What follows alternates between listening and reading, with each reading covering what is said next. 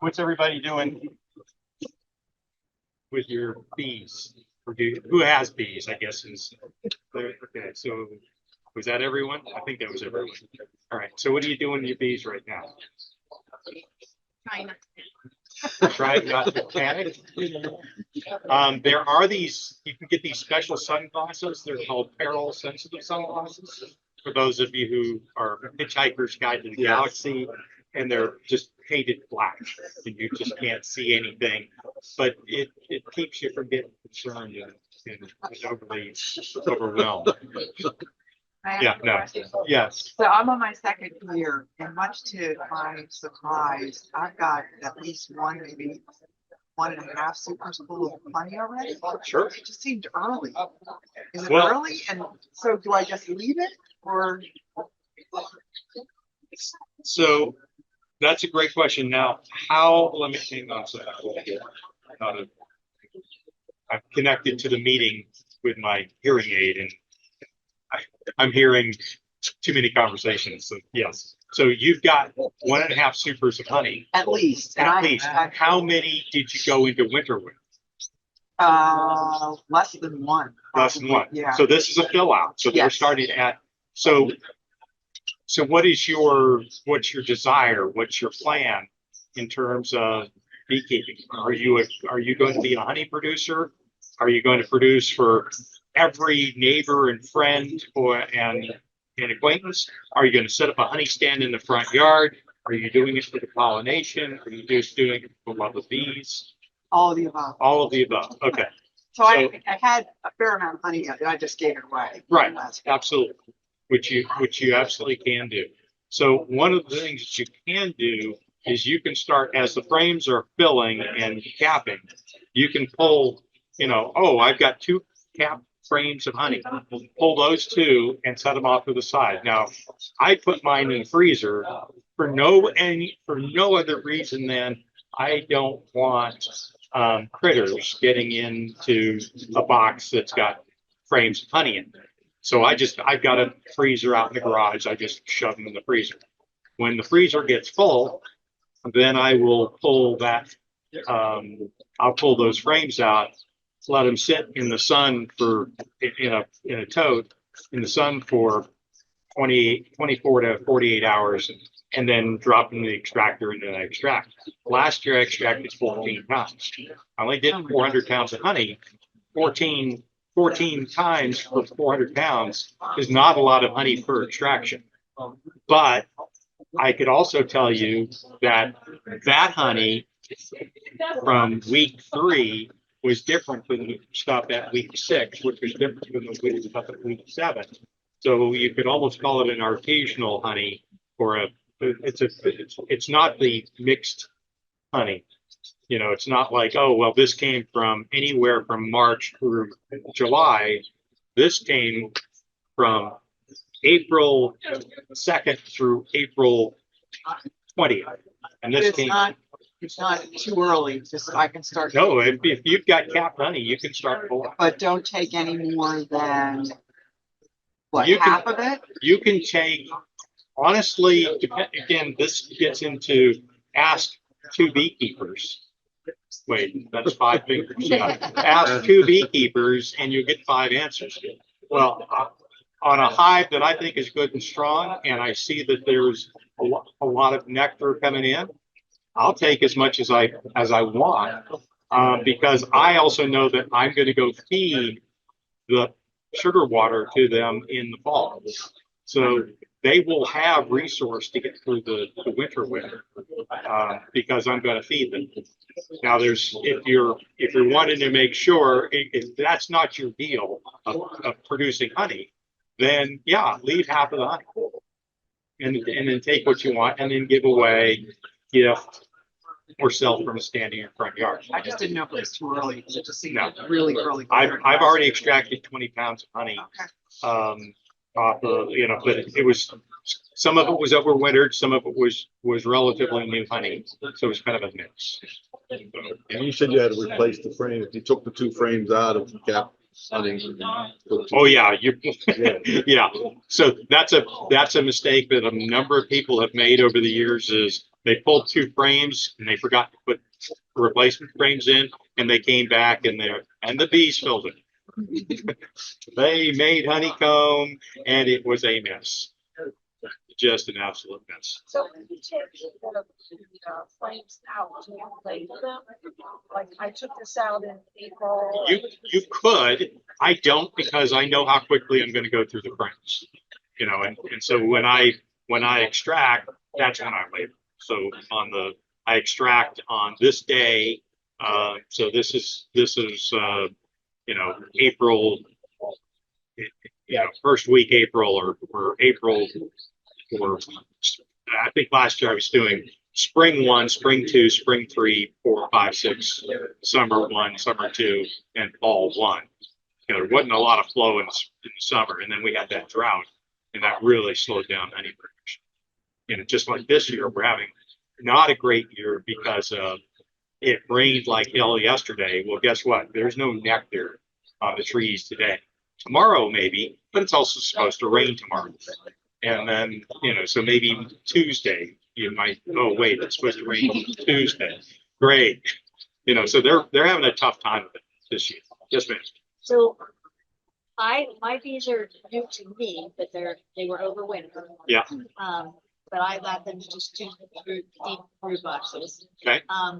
I put a super on a little bit ago. They packed it full of honey. Yep. Put another super I on. put another super on, but then in this last week, I believe that they swarm. I'm working with like a different, you know, mentor to Yeah. do whatever, but so I'm in a position where right now I am not Okay. waiting for the sell the hatch and get, you know, maybe like this whole time. So I got that whole super of honey, Mhm. another one half full. Okay. Is it capped? Yeah, that one super is beautiful. Take it. Capped honey. Take it. Okay. Just leave the one super on. Leave the newest one I put on. Leave the That newest happens to one be on. the one that's showing. Oh, then you want to move that one down to the Move bottom. it down and just like that, like, so that super, like I could just take that honey. Yeah. So they don't need it. It's not. Well, how heavy are Oh my gosh. those 50 deeps? pounds that box. No, the deeps down below. How heavy are they? Are they? Yeah. Well, then they got plenty of food. But Yeah. clearly the queen. Sure. All right. Yeah, My take husband them. will be very happy with you. Yeah, absolutely. Awesome. Is there any liability when bees swarm? The beekeeper, they go in someone's house again. I was away last week, turkey hunting. How do you know how do you know they're your bee? I Yeah, I mean, know. I told the people next door, their kids getting stung, and it's like, okay, when you get stung, did you check the bees for the collars? Because all my bees have Right. collars on. I was away, Yeah. bees swarm, the son calls, oh yeah, the bees are all over the neighbor's house. Yeah. I told him to go to the swarm list. Yeah. On the site. Then I called the guy who's mentoring me, who called his friend who put a swarm box at the house. And his text was like, oh yeah, hopefully this will work. If not, we'll have to rip the siding. And again, my son doesn't really get along with these particular neighbors. So he's playing the game like that. We don't know whose bees they were. And I don't know if they were my. And you're, But my question was, is there any like no. farming laws out there, like hold harmless? Like, Yes, there are a lot of farming laws, but more importantly is there is no way that you could prove unless you went and caught that swarm and you found your marked queen. Right, okay. And your queen was not only marked but numbered, uniquely marked as yours. You have no idea if they're actually yours. And I'll give you the reason why. I got a call earlier in the week. I went down to the bottom of the hill. We saw the swarm. There was a swarm up in a tree about 15 feet up. And it's like, I'll go get my forklift and we'll put a pallet on it and I'll raise you up so you can get the bees. I said, okay, fine. He ran down to get his tractor, put the forks on it. He was 2 minutes away and the swarm started breaking up. And we just sat there and watched them all break up. And then they went across the field. Well, the field was, you know, like from here to the big trees in the field across the way, Right. 500 yards away, and they disappeared into the trees. Well, that swarm, by my guesstimate, is that swarm came from his hives that were another 400 yards that way and they went 400 yards that way. Well, that's a half a mile. Right. Okay. How do you know your bees went to your neighbor's house 300 or 400 feet? Right. Yeah. Right, So yeah. the likelihood of them going there is much lower than going, a little further away. But again, try to prove that in court of law. Yeah. I think you're fine. Yes, This ma'am. is a different subject. Please. Are you okay? Yeah, with it's it? fine. Okay. I think it was this month's newsletter that had something about BMAT. Yeah.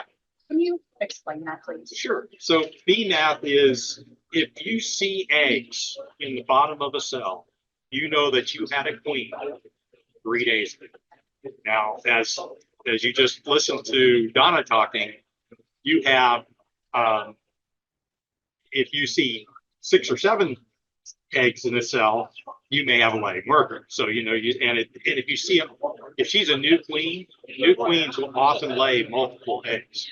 If you see eggs on the side of a cell, that's oftentimes a laying worker as well, because the workers, their abdomens aren't long enough to get all the way down to lay in the bottom center of the cell. So those are kind of hints, if you will. So what you end up with is, so 3 days, you know that you had a queen. If you see a C clip, that's the tiny C larva, because the egg hatched in 3.5 days. So you know that 4 days ago you had a queen, and that's BNAP. It's like, okay, I've got capped brood. Well, 16 days ago, 18 days ago, yeah, 16, 18 days. I don't remember the number. I've literally got it burned into the top of my bee toolkit, which is really useful. Yeah, you either write it on there with an indelible, or I've got a little laser burner. I just burned it right on the top. And it's like, oh yeah, there you go. I know, and you can tell by, okay, I've got a whole patch of brood, and some workers are starting to chew their way out. Well, 21 days ago, you had a queen. But if that's all you find is capped brood, you're probably 12 to 16 days ago you had a queen. Where is she now?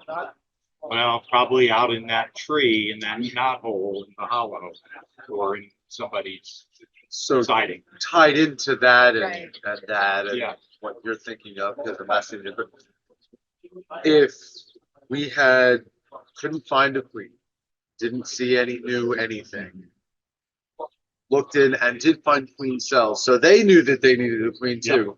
How long from when we see a queen cell, if we still see nothing new, should we be concerned? A capped queen cell Yeah. will be hatching out in less than 7 minutes. Okay, Because remember, from the time they laid the egg until the queen emerges is 16 days. right. Well, you don't know that they're making that egg into a queen for more than, it's got to hatch, it turns into larva, and then they start growing up the queen cell. Well, it's going to be a long, it's not. Yeah, we're in that right now. No, and then all of a sudden, boom, now I can tell, well, you've only got 7 or 8 days before she's emerging. So, Was the queen cell? yes, Certainly looked like it. Is now completely gone, but we still don't see a queen or. they could have torn it down. So if they know that they've got a queen, they will actually, if they've got a queen, maybe she has. Remember, she's going to be running around at the bottom of that. I think it was mentioned earlier. That queen will emerge. She doesn't immediately go out and mate. She walks around the bottom of the hive and walks around saying hi to everybody. Woo-hoo, I'll be a new queen. And so she's marching around. Her shell's hardening. Her wings are hardening. She's getting ready to fly. Now she's ready to fly. Well, it's been 3 to 5 days. Then she goes out to mate.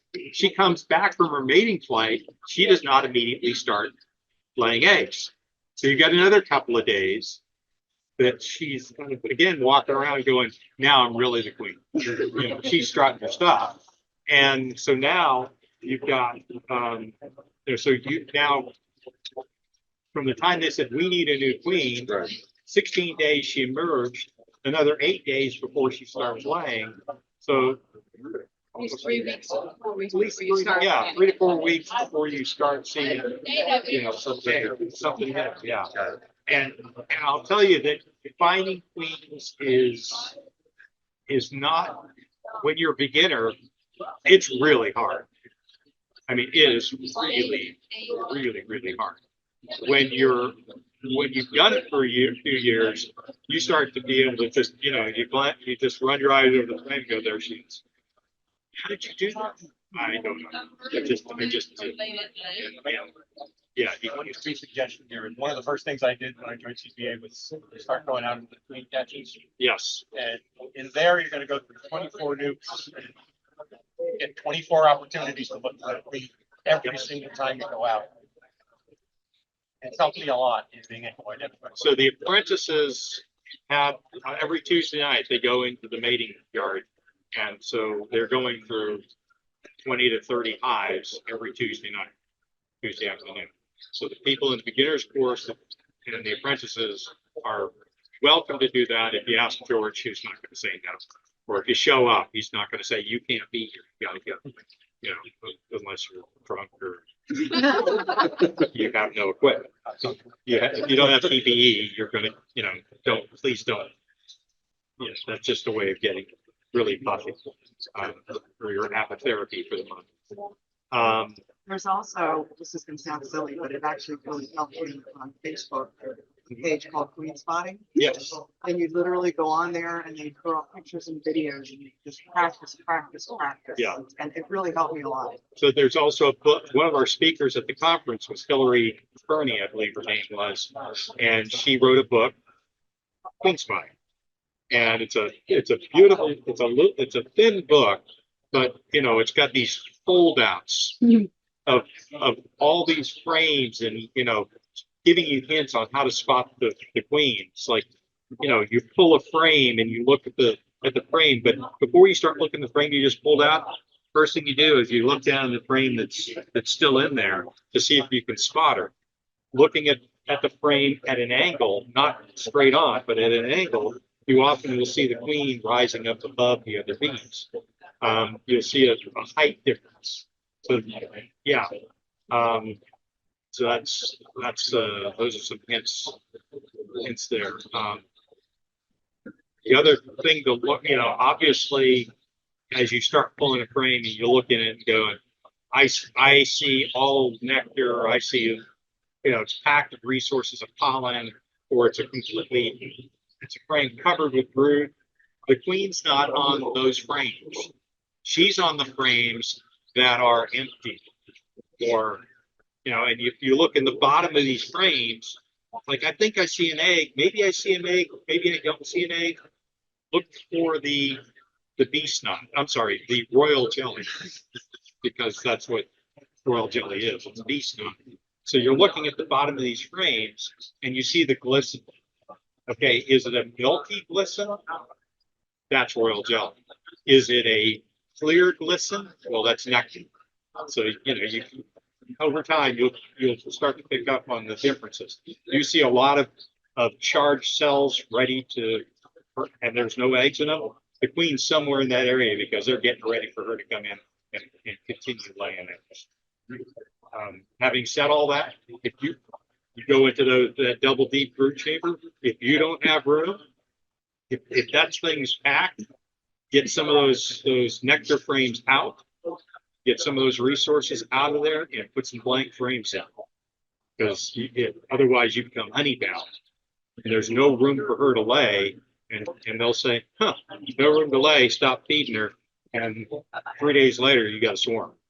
I'm gonna have to do that anyway because he's people this side and he's done everything he can do. Right. But I'm finding that some of the frames Sure. So I need to start putting past that. Yeah, so everyone know how to wax a frame? Get If your- I waxed last year, do I need to do another coat? No. No? If they, It'll be if- unbilled. if they still are unbuilt, you might want to wax again, use wax from your hive to re-wax. Because I found that I've got some frames that were triple waxed, put them in, and you know, a year later, they're still untouched by bee mouth parts.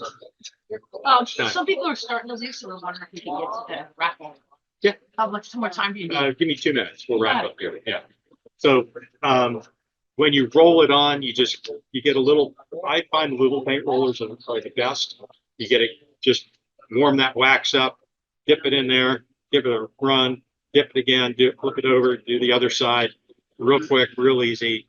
Don't get it too hot, especially if you got plastic foundation. Well, if you got wax foundation, you don't need to do this. So with plastic foundation, you can warp it, and it'll warp pretty easy. You know, if you get it too hot. Does everybody have a cheap crock pot already for that? I have an Best induction. garage sale. I have an induction plate. Yeah? Yeah, You do have a new wave induction plate. So I think I saw one on Amazon last night for $50, and then I used number 10 coffee cans for green bean, you know, the large cans. Because they're steel, it works on the induction plate. And so rather than having my wife who's here saying, you have taken the last pot and ruined it out of my kitchen, just use a tin can, you know, dozens of them, you know. And then what I also am starting to do this year is I see different colors wax. I segregate the wax by the color.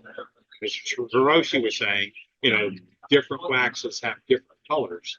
So segregate them, and that way, if you decide to make candles, you know, I want some white candles, or I want some really dark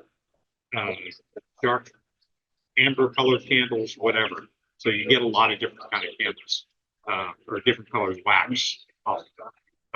When you're scraping a frame, so after about 3 to 5 years, you're going to find that frames are just black. Get in there, nice cool day, take that hot tool and just scrape all that stuff off.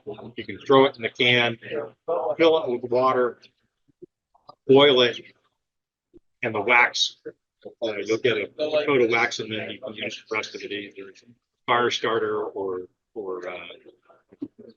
in your smoker, whatever.